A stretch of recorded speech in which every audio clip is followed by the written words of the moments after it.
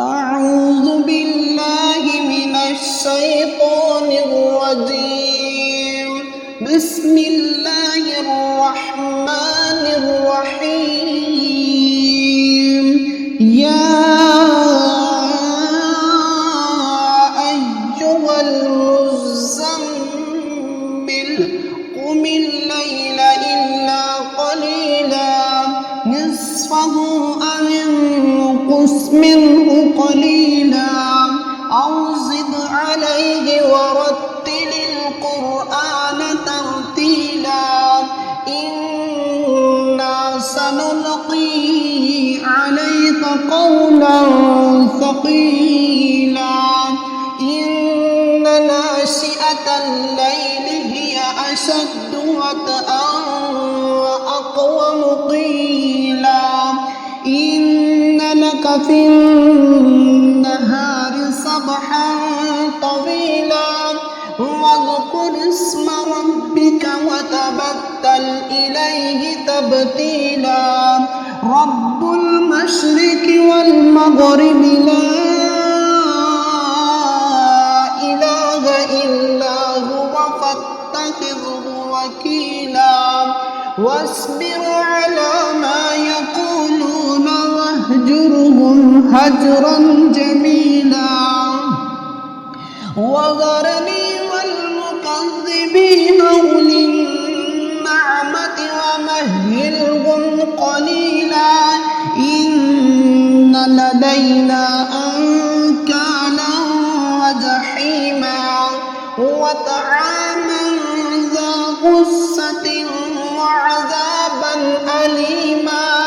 يوم ترجف الأرض والجبال وكانت الجبال كثيبا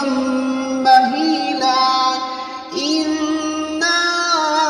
أرسلنا إليكم رسولا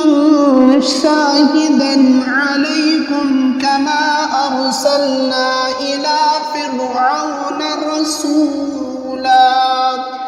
فعصى فرعون الرسول فأخذناه أخذا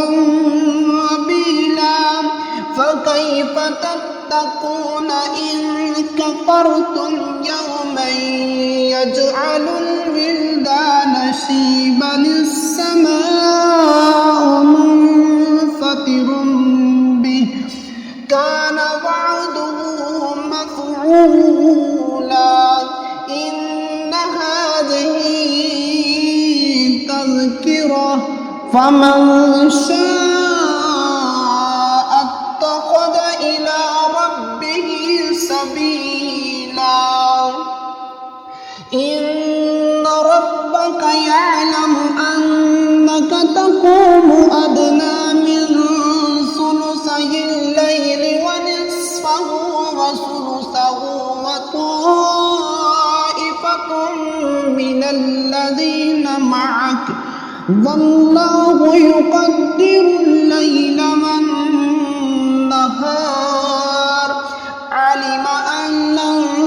تحصوه فتاب عليكم فاقرؤوا ما تيسر من القرآن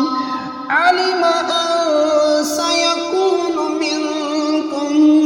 مرضى وآخرون يضربون في الأرض يبتغون من فضل الله وآخرون